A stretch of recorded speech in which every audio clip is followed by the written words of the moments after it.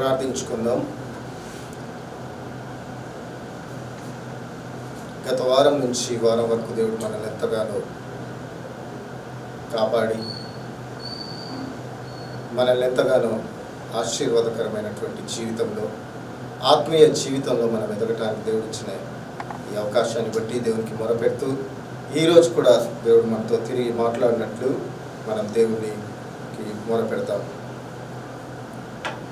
అత్యంత ప్రేమ కనికరం కలిగిన దేవానికి వందనాలు, స్తోత్రాలు, స్తుతులు చెల్లిస్తూ నీ పాసనికి వస్తుంటున్నాం. యేసు ప్రభువా, దేవా, నీ యొక్క సేవలో మమ్మల్ని ముందుకు నడిపిస్తున్న విధానం బట్టి నీకు స్తోత్రం ప్రభువా. పైకి భక్తిగా ఉండి దాని శక్తిని ఆశ్రయించని జీవితాన్ని ప్రభువా మా యొక్క జీవితంలో నుంచి తొలగించి నీ ప్రశస్తమైన, నిర్దోషమైన, నిష్కలంకమైనటువంటి రక్తం చేత మమ్మల్ని కడిగి శుద్ధీకరించండి ప్రభువా. నాయనా, నిన్ను గణపరచడానికి, నిన్ను కీర్తించడానికి, నిన్ను ఆరాధించడానికి, నాయనా నీ మాటలు వినటానికి మీరు మాకు ఇచ్చిన ఈ గొప్ప అవకాశాన్ని బట్టి వందనాలు తెలియజేస్తుంటున్నాం. నీ బిడ్డలు ప్రభా ఎంతో ఆసక్తితో, ఆశతో ప్రభా నువ్వు మాట్లాడాలని ప్రభా బిడ్డలు ఎంతగానో ఎదురు చూస్తుండగా మీరే దిగి వచ్చి ఆ బిడ్డలతో మీరు మాట్లాడమని ప్రార్థన చేస్తుంటున్నాం. అవును తండ్రి, అంత్య దినాల్లో బహు భయంకరమైనటువంటి దినాలలో ప్రభా మేము ఉన్నామని తెలుసుకొని ఉంటున్నాం ప్రభా. పరిశుద్ధాత్మ ద్వారా మమ్మల్ని హెచ్చరిస్తున్న విధానం బట్టి వందనాలు తెలియజేస్తుంటున్నాం ప్రభా. నాయనా, మా విశ్వాసము సాతాను జల్లెల్లో జల్లిస్తున్నప్పుడు తండ్రి కుడి పార్శ్వాన కూర్చొని ప్రభా మా విశ్వాసాన్ని మేము కోల్పోకుండా ప్రభా మీరు చేస్తున్నటువంటి విజ్ఞాపనలను బట్టి నీకు వందనాలు తెలియజేస్తుంటున్నాం తండ్రి.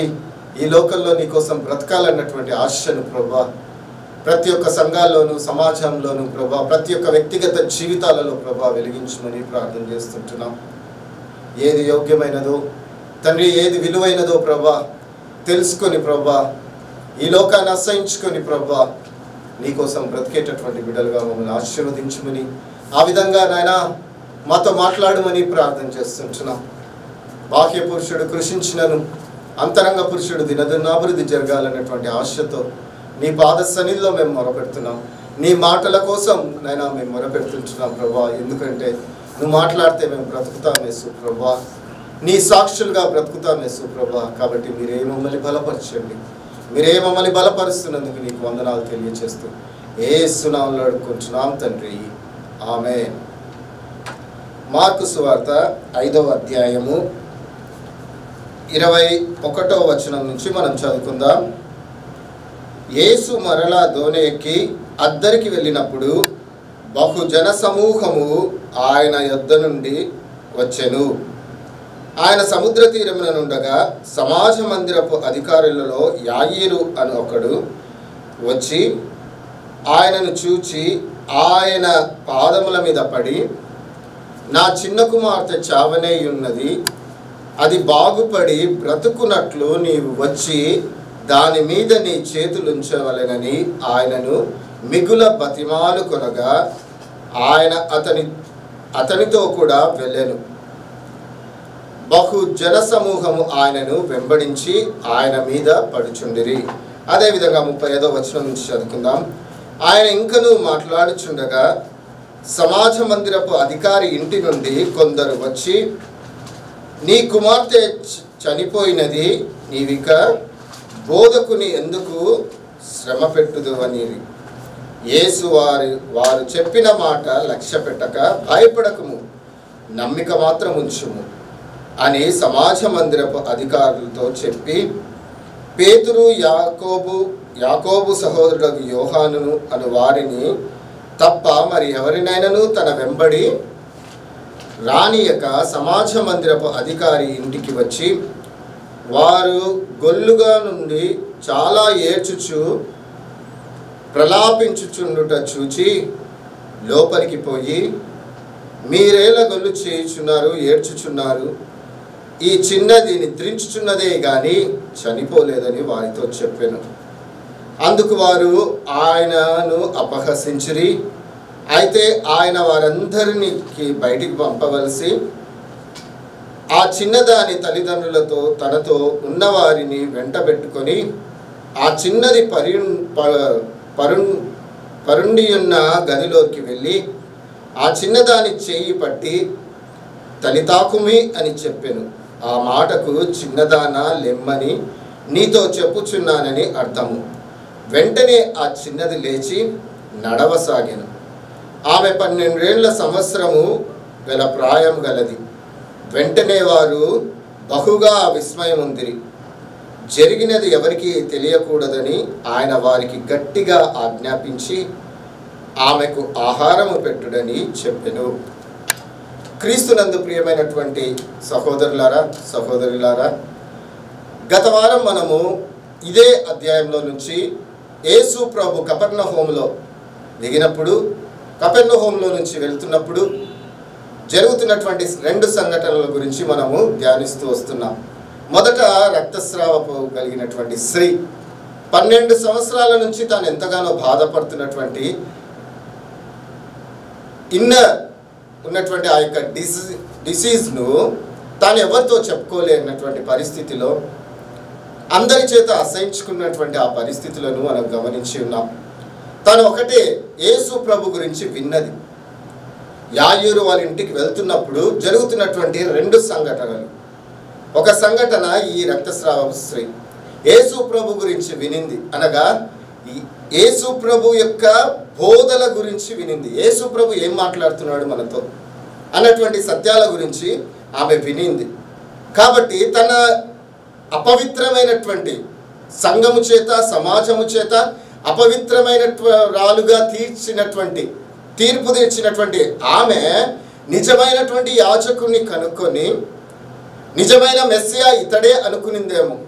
ఆయన యొక్క బోధలు, ప్రయాసపడి భారం మోస్తున్న సమస్త జనులారా నా యొద్దకు రండి, నేను మీకు విశ్రాంతి కలుగ చేస్తాను, ఇదిగో నేనే నిన్ను స్వస్థపరచు దేవుడను. ఇటువంటి గొప్ప గొప్ప ఆ యొక్క జీవపు కలిగినటువంటి మాటలు ఆమె విని యేసు ప్రభువును కనుగొన్నది. ఇతడే నిజమైనటువంటి మెస్సియా, ఇతడే నా అపవిత్రతను తొలగించేటటువంటి రక్షకుడు అన్నటువంటి సత్యాన్ని తాను తెలుసుకునింది. కాబట్టి తాను వెళ్ళి అంత జనసమూహముల మధ్యలో నుంచి వెళ్ళి యేసు ప్రభు యొక్క వస్త్రపు చెంగును ముట్టి తాను పవిత్రురాలుగా అయినట్లు మన వాక్య భాగంలో చూసినాం గత వారం. ఈ వారం దేవుడు మనకు అనుగ్రహిస్తున్నటువంటి గొప్ప సత్యాన్ని మనం గమనించినట్లయితే చూడండి, యాయీరు యొక్క కుమార్తె కూడా 12 ఏళ్ళు కలిగినటువంటి చిన్నది. ఈ రక్తస్రావపు రోగపు స్త్రీ యొక్క వ్యాధి 12 సంవత్సరాల నుంచి వచ్చినటువంటి మనం చూస్తున్నాం. రెండవది మనం గమనించినట్లయితే ఇక్కడ ఆమె రక్తస్రావపు స్త్రీ అందరినీ కూడా తాకుతూ యేసు ప్రభు యొక్క వస్త్రపు చెంగును ముట్టినట్టు మనం వస్తున్నాం. ఇక్కడ మనం గమనించినట్లయితే యేసు ప్రభు ఆ చిన్నదాని చెయ్యి పట్టుకొని కదా, ఒక టచ్ ఆఫ్ జీసస్ క్రైస్ట్, యేసు ప్రభు యొక్క వస్త్రంలో, ఆయన యొక్క టచ్ లో ఎంతో ప్రభావం ఉంది. అపవిత్రంగా జీవిస్తున్నటువంటి మన యొక్క జీవితాలను పవిత్రులుగా చేసేటటువంటి సంఘటనలు ఈ 2 విషయాల్లో మనము గమనించగలుగుతాం. దేవుని యొక్క బిడ్డలారా గమనించండి, ఇక్కడ ఇద్దరి యొక్క విశ్వాసాన్ని కూడా మనం చూస్తున్నాం. రక్తస్రావపు రోగపు స్త్రీ యొక్క విశ్వాసము, యాయీరు యొక్క విశ్వాసం. ఈ రక్తస్రావపు రోగపు స్త్రీ యొక్క విశ్వాసం ఎటువంటిదంటే అది ధర్మశాస్త్రానికి విరుద్ధమైనది. ఎందుకు అంటే అందరినీ కూడా ముట్టకూడదు. తాను ఊరి గవిని ఎదుటనో లేకుంటే ఇంటి మూలలోనో ఎక్కడనో కూర్చొని ఉండాలి. కానీ ఎప్పుడైతే తన అపవిత్రత పోగొట్టేటటువంటి జీవం కలిగినటువంటి మెస్సయ్య ఉన్నాడు అని తెలుసుకునిందో అందరినీ కూడా అలక్ష్యం చేసి నిజమైనటువంటి పవిత్రత ఇచ్చేటటువంటి యేసు ప్రభు దగ్గరికి, రక్షకుడి దగ్గరికి ఆమె పరిగెత్తుతూ వస్తుంది. ఇక్కడ మనం వాక్య భాగంలో చదివినటువంటి ఈ యొక్క 31వ వచనం నుంచి మనం గమనించినట్లయితే మొదటి వచనాల్లో ఆ యొక్క వాక్య భాగంలో మనం గమనించినట్లయితే చూడండి, మొదటి 21వ వచనంలో మనం గమనిస్తే ఆయన ఆ యొక్క అద్దరిలో ఉన్నటువంటి ఆ ఓడలో నుంచి దిగి ఆయన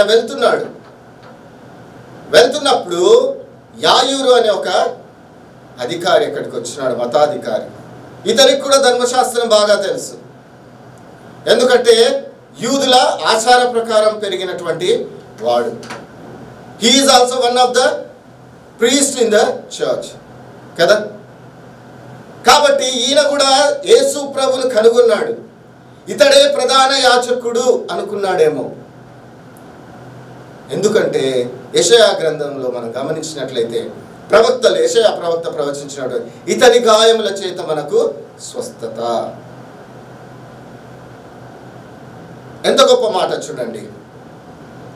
అవన్నీ కూడా జ్ఞాపకం చేసుకున్నాడేమో. ప్రవక్తలు ప్రవచించినటువంటి ప్రతి ఒక్క ప్రవచనాన్ని తను జ్ఞాపకం చేసుకున్నాడు. అవన్నీ తనలో నెరవేరుతున్నాయి అన్నటువంటి సత్యాన్ని ఆయన తెలుసుకొని ఉండొచ్చు. కాబట్టి యేసు ప్రభు దగ్గరికి వచ్చి అడుగుతున్నాడు. ఏమని అడుగుతున్నాడంటే, దేవుని యొక్క యేసు ప్రభును గమనించినట్లయితే మనము యేసు ప్రభు దగ్గరికి వచ్చి, అయ్యా నా యొక్క చిన్నది చావటానికి సిద్ధంగా ఉంది, నాకున్నటువంటి కుమార్తె చావటానికి సిద్ధంగా ఉంది అని గమనించినప్పుడు అక్కడికి వచ్చి యేసు ప్రభుని అడిగినప్పుడు యేసు ప్రభు అతనితో కూడా వెళ్ళుటకు ఆయనకు ఇష్టమైంది. రా పోదాం, నా కుమార్తెను బాగు చేసే దేవుడవు నువ్వే అని అడుక్కున్నప్పుడు యేసు ప్రభు అక్కడికి వెళ్తున్నట్టు మనం వాక్య భాగంలో చూస్తున్నాం. 31వ వచనంలో గమనించినట్లయితే 35వ వచనంలో గమనిస్తే, ఆయన ఇంకనూ మాట్లాడుచుండగా సమాజ మందిరపు అధికారి ఇంటి నుండి కొందరు వచ్చి, నీ కుమార్తె చనిపోయి ఉన్నది, నీవు బోధకుని శ్రమ పెట్టవద్దు. ఎంత గొప్ప మాట చెప్తున్నారు చూడండి. వాళ్ళు వచ్చి యేసు ప్రభు వెళ్తున్నాడు. ఒక చిన్న ఇన్సిడెంట్ జరిగింది. ఒక అపవిత్రమైనటువంటి ఆమె వచ్చి పవిత్రురాలుగా తీర్చబడింది. నీ విశ్వాసం నిన్ను స్వస్థపరిచిందమ్మా. అదంతా జరిగేటప్పటికి కొద్దిగా లేట్ అయిపోయింది. అంతలోపలనే యాయీరు ఇంటి నుంచి కొంతమంది వచ్చినారు. వచ్చి నీ కుమార్తె చనిపోయింది, నీ కుమార్తె చనిపోయింది అని ప్రకటన చేసినప్పుడు యాయీరు ఎంతగా కొట్టుమిట్టాడింటాడో చూడండి. ఇక రా మనం వెళ్దాం, ఆ సమాధి కార్యక్రమాలన్నీ చూసుకుందాం, ఇక యేసు ప్రభుని ఈ బోధకుని శ్రమ పెట్టొద్దు, ఇక చాలు రా అన్నప్పుడు యేసు ప్రభు ఒక మాట అంటున్నాడు. ఏమంటున్నాడు చూడు, భయపడకుము, నమ్మిక మాత్రము ఉంచు. దేవుని యొక్క బిడ్డలారా, విశ్వాస జీవితంలో మన యొక్క విశ్వాసము యేసు ప్రభుతో కూడా నడుస్తుందా అన్నటువంటి సత్యాన్ని మనం ఇక్కడ తెలుసుకోవాలి. రక్తస్రావపు రోగపు స్త్రీ యొక్క విశ్వాసము తాను ఛేదించుకొని ముందుకు వెళ్తుంది. తన అపవిత్రత వెళ్తుంది అన్నటువంటి ఛేదించుకొని వెళ్తా ఉంటుంది. ఇక్కడ యాయీరు యొక్క విశ్వాసము ఏమైపోతుంది? రియల్గా మనం చెప్పినట్లయితే, మనం గమనించినట్లయితే, ప్రియ బిడ్డలారా, దేవుని యొక్క మాట చొప్పున మనం యేసు ప్రభుని రక్షకుడిగా అంగీకరించినప్పుడు మన యొక్క పరిస్థితి ఏ విధంగా ఉంటుంది? యేసు ప్రభువే నా నిజమైనటువంటి దేవుడు, యేసు ప్రభువుని తప్ప నేను ఎవరిని ఆశ్రయించను, యేసు ప్రభువే నా యొక్క రక్షకుడు, నేను చావటానికైనా సిద్ధంగా ఉంటాను అన్నటువంటి ఒక డెసిషన్తో మనము ముందుకు వెళ్తుంటున్నాం. మధ్యలో ఏమైపోతున్నాం? ఇదే జరిగింది యాయీరు యొక్క జీవితంలో, ఇదే జరిగింది. యేసు ప్రభువా, నువ్వు మా ఇంటికి వచ్చి, తండ్రి నా కుమార్తెను చావటానికి సిద్ధంగా ఉందయ్యా, వచ్చి బాగు చేయి అన్నటువంటి, నువ్వు బాగు చేస్తావు అన్నటువంటి విశ్వాసము మధ్యలో ఏమవుతుంది? ఆ ఇంటి నుంచి వచ్చి వాళ్ళు చెప్పినప్పుడు అతడు కొద్దిగా భయపడి ఉండొచ్చు, కృంగిపోయి ఉండొచ్చు, వేదన పొంది ఉండొచ్చు. కానీ యేసు ప్రభు అంటున్నాడు, అయ్యా నువ్వు భయపడొద్దు, నమ్మిక మాత్రం ఉంచు, చివరి దాకా నేను నీతో కూడా ఉంటాను, రా ఇంటికి పోదాం. దేవుని యొక్క ప్రియ బిడ్డలారా, మనం గమనించినట్లయితే మన యొక్క విశ్వాసాన్ని యేసు ప్రభుతో కూడా నడిచటానికి సిద్ధంగా ఉందా? యేసు ప్రభుని మనతో పాటు నడిపించడానికి సిద్ధంగా ఉందా? నువ్వు విశ్వసిస్తే, నువ్వు నీ దేవుణ్ణి నువ్వు నమ్ముకుంటే, నీ యొక్క విశ్వాసం ద్వారా ఆయన 4 అడుగులు ముందుకు వేయటానికి సిద్ధంగా ఉన్నాడు. యాయూరు పెట్టినటువంటి విశ్వాసం అదే. నా కుమార్తె చావటానికి సిద్ధంగా ఉంది, నువ్వు వచ్చి స్వస్థత పరచు, నువ్వు బాగు చేయి, అదే నాది. యేసు ప్రభు బయలుదేరుతున్నాడు. మన విశ్వాసంలో మన యేసు ప్రభుని ఎక్కడో వదిలేస్తున్నామా? దేవుని యొక్క బిడ్డలారా గమనించండి. ఎక్కడో వదిలివేసి మనం మాత్రం ముందుకు వెళ్తుంటుంటే ఇటువంటి ఎన్నో అవమానాలు, నిందలు మన మీదికి వచ్చినప్పుడు యేసు ప్రభు మనతో లేడు అని మనం అనుకుంటున్నామేమో. మొదట ఎంతగానో ఎక్కడ పోతున్నాం మనం? మన జీవితాలు ఎక్కడికి వెళ్తున్నాయి? క్రీస్తుతో కలిసి బ్రతకాలనేటువంటి మన యొక్క జీవితాలు ఎక్కడికి వెళ్ళిపోతున్నాయి? ఈ లోక సంబంధమైన దుర్వ్యాపారాలకు వెళ్ళిపోతున్నాయా? ఈ లోక భోగాలకు మనము అడిక్ట్ అయిపోతున్నామా? ధనాపేక్షతో మనము బ్రతుకుతున్నామా? 90% ఆఫ్ ద చర్చెస్ ఈరోజు ఆ స్థితిలో సాతాను నడిపిస్తూ ఉంటుంది. దేవుని ప్రకటించేటటువంటి వారు, రక్షణ గురించి చెప్పేటటువంటి వారు చాలా వరకు యేసు ప్రభుతో నడిచేటటువంటి వారు చాలా కరువైపోతున్నారు. దేవుని బిడ్డలారా, యేసు ప్రభు అంటున్నాడు, భయపడకు, నమ్మిక మాత్రం ఉంచు. నిన్ను అడుగుతున్నాడు, నిన్ను సంధిస్తున్నాడు ఆయన. నీ విశ్వాసం ఎటువంటి విశ్వాసం? క్రీస్తును జీవం కలిగినటువంటి దేవుడిగా ప్రకటన చేయాలన్నటువంటి విశ్వాసం నీది. ముళ్ళ పొదలో పడినటువంటి విశ్వాసం అనేది. కొన్ని శ్రమలు వచ్చేటప్పటికి, కొన్ని ఇరుకు ఇబ్బందులు వచ్చేటప్పటికి క్రీస్తును వదిలిపెట్టేసి బ్రతుకుతున్నటువంటి జీవితం అనేది. ఆలోచించు. యాయీరును బలపరిచిన దేవుడు మనల్ని కూడా బలపరుస్తున్నాడు. మన జీవితాలు కావాలి అంటున్నాడు ఆయన. రా, నేను వస్తున్నా, నీతో పాటు నేను. అక్కడికి వెళ్ళి చూసినప్పటికీ అంత గొల్లు చేసి ఏడుస్తున్నారు. అప్పుడు యేసు ప్రభు ఒక మాట అంటున్నాడు, మీరెందుకు ఏడుస్తున్నారు? ఇదిగో ఈ చిన్నది నిద్రించుచున్నది మాత్రమే, కానీ మరణించలేదు. మన జీవితాలు, మన యొక్క విశ్వాసం నిద్రలో ఉందేమో ఆలోచించుకోండి. నిద్రపోతున్నామేమో. క్రీస్తుని నమ్ముకున్నాం, క్రీస్తు కోసం బ్రతకాలన్నటువంటి ఆశ ఉంది, కానీ ఈ లోక సంబంధమైనటువంటి వాటి మీద ఆసక్తి కలిగి మనం నిద్రపోతున్నామా? దేవుడు నీకెన్నో వాగ్దానాలు అనుగ్రహించినాడు. దేవుడు నీ మీద ప్రవచనాలు కురిపించినాడు. ఇదిగో నా కోసం ఏర్పరచుకున్నటువంటి నా యొక్క ప్రియ జనాంగమా, ప్రియ బిడ్డ అని సెలవిస్తా ఉన్నాడు. మేల్కొన్నటువంటి నువ్వు ఈరోజు నిద్రపోతున్నావేమో ఆలోచించుకో. ఈ చిన్నది నిద్రించుచున్నదే కానీ మరణించలేదు. ఎంత గొప్ప మాట. భయంకరమైన దినాల్లో మనం ఉంటున్నాం. సాతాను అనేక విధాలుగా రౌద్రుడై వాడు ఎవరిని మృంగుదునా అని పరిగెత్తుతున్నప్పుడు నీ విశ్వాసం నిద్రపోతుందా?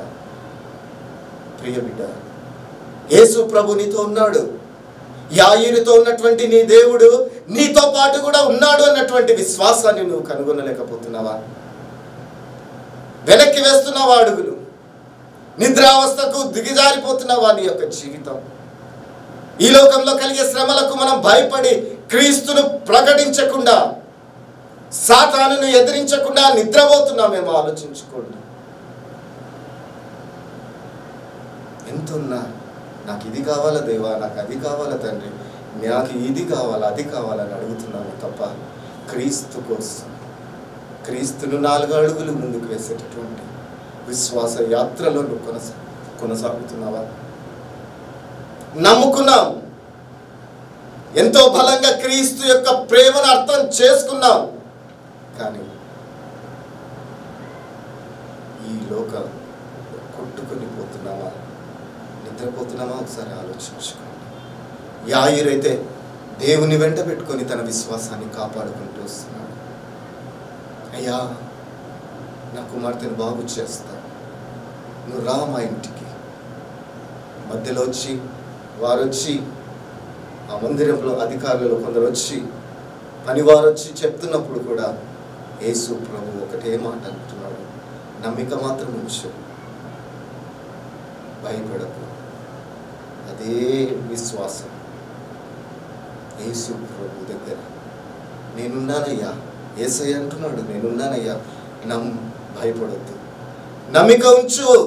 ఏ నమ్మికతో అయితే ఏ విశ్వాసంతో అయితే నీవు నా దగ్గరికి వచ్చినావో ఆ విశ్వాసాన్ని చివరి దాకా, కార్యం జరిగేంత దాకా పోగొట్టుకోకుండా నిలబడు. ఎందుకంటే నేను నీతో ఉన్నా. యేసు ప్రభు అంటున్నటువంటి మాట. ఎక్కడున్నాయి మన యొక్క జీవితాలు? యాయూరి జీవితం అయితే ఆయనతో, ఆయన బోధ ఎందుకు కూడా మాట ఉంటుంది. యేసు ప్రభు మనకు అనేక విధాలుగా చెప్తా ఉన్నాడు వాక్య భాగంలో. నిన్ను బలపరచువాడిని నేనే. అపోస్తలుడైన పౌలు అంటున్నాడు, నన్ను బలపరచువాని ఎందే నేను సమస్తము చేయగలను. ఎందుకంటే ఆయననే జీవం కలిగినటువంటి దేవుడు, నన్ను బ్రతికించినటువంటి దేవుడు ఆయన, నాకు నిత్య జీవాన్ని ఇచ్చేటటువంటి దేవుడు, సాతానును నా కాళ్ళ కింద శీఘ్రంగా అనగదొక్కించేటటువంటి దేవుడు ఆయన. కాబట్టి ఆయననే నన్ను బలపరిచేటటువంటి దేవుడు. నీ విశ్వాసం ఎక్కడుంది? ఎంతో మంది తమ విశ్వాసాన్ని కాపాడుకోలేక ఈ లోక మర్యాద చొప్పున నడుచుకుంటున్నటువంటి పరిస్థితిలో ఉన్నారు. లే, దేవుని కోసం బ్రతకాలనేటువంటి నీ విశ్వాసం ఒకవేళ పడుకొని ఉంటే, నిద్ర వ్యవస్థలో ఉంటే, లే, ఆయన నీ చేయి పట్టుకొని అడుగుతున్నాడు, లెమ్ము అంటున్నాడు. ప్రియ దేవుని బిడ్డలారా, అదే అక్కడ కూడా నాలో నుంచి ప్రభావం వెళ్ళింది. ఎవరో నన్ను ముట్టిరి, నాలో నుంచి ప్రభావము వెళ్ళింది.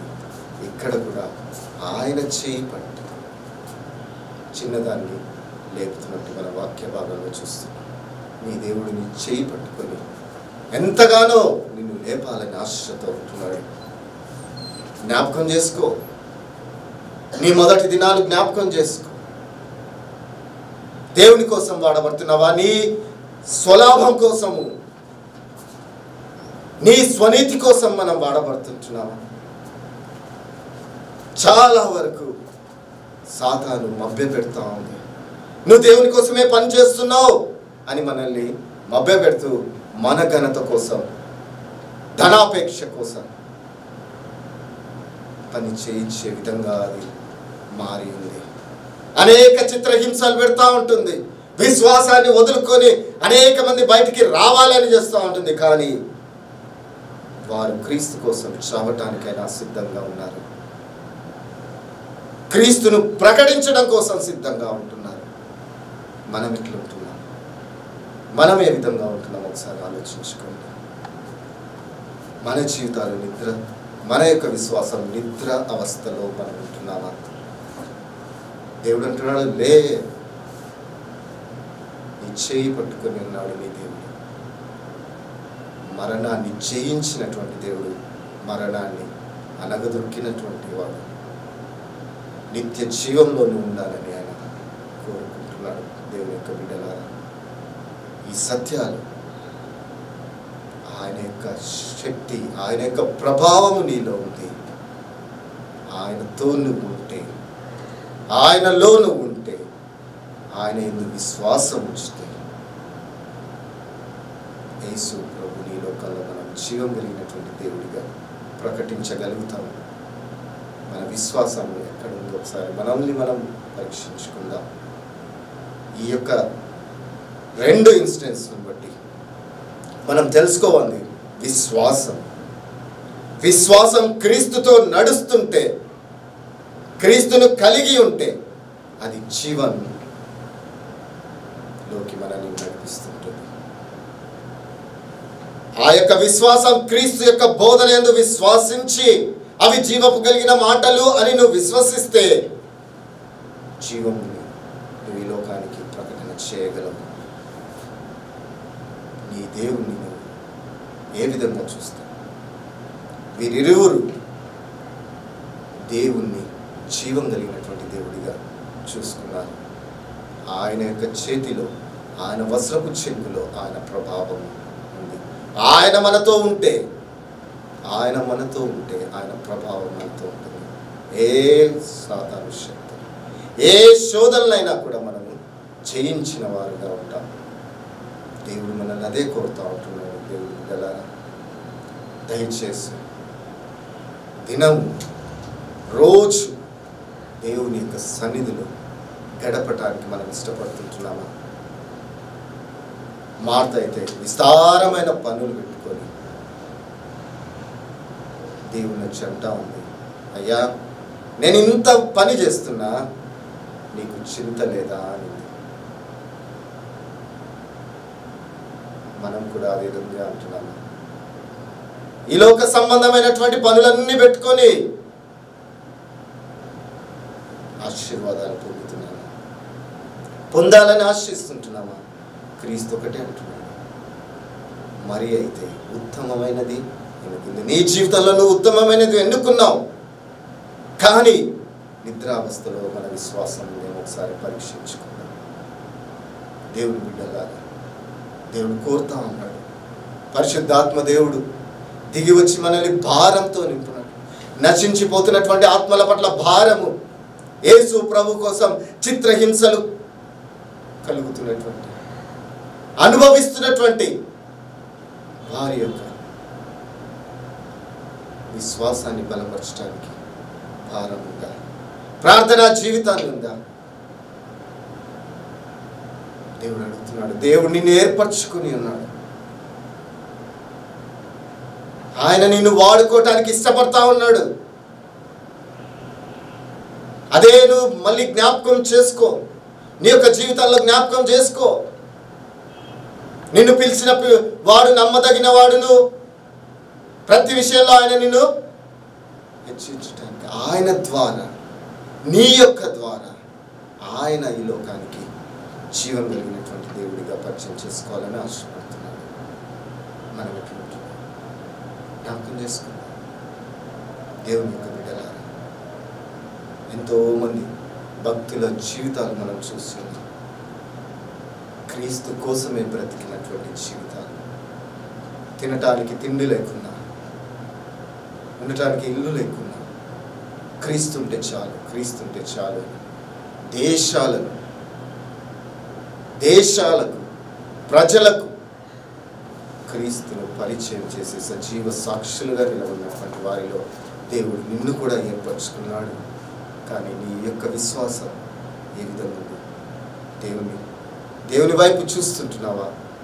దేవుణ్ణి గణపరచాలన్నటువంటి ఆశతో బ్రతుకుతున్నావా? ఒకసారి ఆలోచించుకో. దేవుడు అడుగుతూ ఉంటున్నాడు. దేవుడు మన వైపు చూస్తున్నాడు. అయ్యా, నా మీద విశ్వాసం ఉంచు, భయపడద్దు, నేను నీ ద్వారా ఈ లోకానికి జీవం కలిగినటువంటి దేవుడిగా ప్రకటించాను. ఎందుకంటే అనేక మంది నాశనానికి గురవుతున్నారు, నిత్యత్వానికి దూరం అయిపోతుంటున్నారు. నువ్వు కావాలి నాకు. నీ విశ్వాసం నా మీద ఉంచు, నేను వెళ్ళి కార్యం చేస్తాను. దేవుని బిడ్డలకు మన విశ్వాసం ఆ విధంగా ఉండాలని దేవుడు కోరుతుంటాడు. ఒకవేళ పడిపోయినటువంటి స్థితిలో ఉంటే దేవుని వైపు చూడు. దేవుని యొక్క జీవితంలో చేసినటువంటి ప్రతి ఒక్క వాగ్దానాన్ని జ్ఞాపకం చేసుకో, మోకరించి, దేవా నన్ను వాడుకో నాయన, నీ కోసం ప్రభా అని మొరపెట్టు. ఇంకా దేవుని నమ్ముకోకుంటే ఆయన నీ వైపే చూస్తున్నాడు బిడ్డ.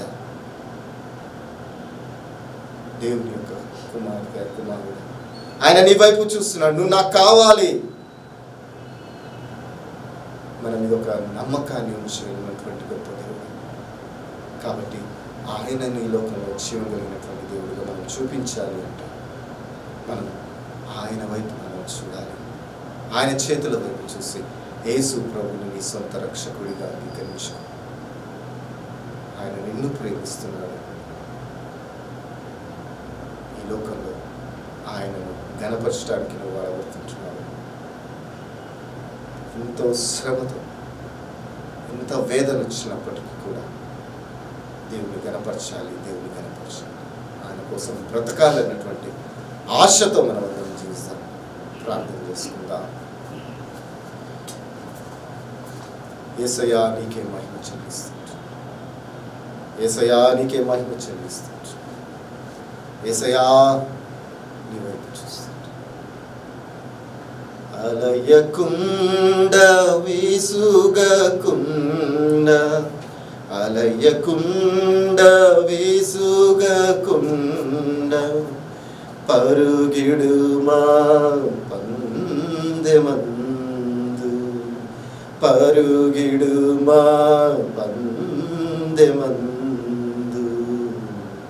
యేసువైపు చూచుచు సాగిపో నీ యాత్రలో. అవును దేవా, నీ వైపు చూచు నాయనా, నిన్ను వెంబడిస్తూ అలయకుండా విసుగకుండా ప్రభా తండ్రి నీ కోసం బ్రతకాలన్నటువంటి ఆశను మీరు మాకు అందరికీ కలుగచేయండి తండ్రి. నాయనా నీ వైపే చూస్తూ ప్రభా నీ సాక్షులుగా ఈ లోకంలో బ్రతుకుతూ ప్రభా అనేక మందిని ప్రభా నశించిపోతున్న ఆత్మల పట్ల భారం కలిగినటువంటి బిడ్డలుగా మేము ఉంటూ ప్రభా పరిశుద్ధ ఆత్మ ద్వారా నింపబడి నైనా మమ్మల్ని మేము తగ్గించుకొని మీ సేవ చేయడానికి నేను మాకు సహాయం దయచేయండి ప్రభా. ధనవంతుడు నిత్య జీవం పొందాలంటే నేను ఏం చేయాలన్నప్పుడు అన్నీ అమ్మి బీదలకిచ్చి, నీ ధనమును బీదలకిచ్చి నన్ను వెంబడించు అన్నప్పుడు నిత్యత్వాన్ని కోరుకోక ఈ లోకాన్ని కోరుకొని నీ మూతి చిన్నబుచ్చుకున్నాడు యేసుప్రభా. అటువంటి పరిస్థితి మా యందు ఉందేమో చూడండి నాయన, మమ్మల్ని సరిచేయండి యేసుప్రభా. ఈ లోకాన్ని ప్రేమించి నిన్ను ద్వేషించేటటువంటి విశ్వాసంలో మేము ఉంటే మమ్మల్ని సంధించండి యేసుప్రభా. మాతో మాట్లాడినారు, నీకు స్తోత్రం. మమ్మల్ని బలపరిచేవాడు నువ్వే మేము విశ్వసిస్తుంటున్నాం కాబట్టి అనేక సంఘాలను బలపరిచేటటువంటి బిడ్డలుగా నైనా మమ్మల్ని అందరినీ తీర్చిదిద్దుమని ప్రార్థన చేస్తుంటున్నాం. నువ్వు మమ్మల్ని ఏర్పరచుకున్నావయ్యా, పిలిచినావయ్యా. కాబట్టి మా యొక్క విశ్వాసం ద్వారా ఈ లోకంలో నువ్వు జీవం కలిగిన దేవుడని ప్రకటన చేసుకోవాలని, అనేక మందిని నీ రాజ్యం వైపు తిప్పాలని ఆశ ఎదురు చూస్తున్న దేవా, మా విశ్వాసాన్ని బలపరచండి, మమ్మల్ని నీ సేవలో బలంగా వాడుకోండి. ఏ కుటుంబంలో అయితే నాయనా, ఏ యొక్క సంఘాలలో అయితే నేను తండ్రి సాతాను అధికారాన్ని యేసు నామములో గద్దిస్తుంటున్నాం, యేసు నామములో పడగొడుతుంటున్నాం ప్రభా. మీరే మీ యొక్క రాజ్యాన్ని వారిని స్థిరపరచండి.